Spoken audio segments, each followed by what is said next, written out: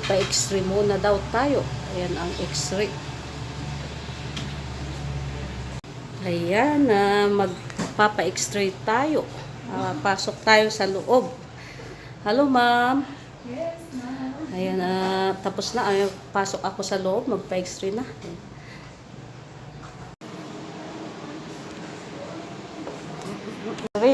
X-ray na yan.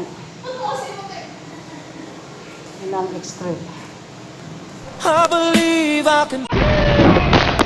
Ayan, butit sa ugat lang.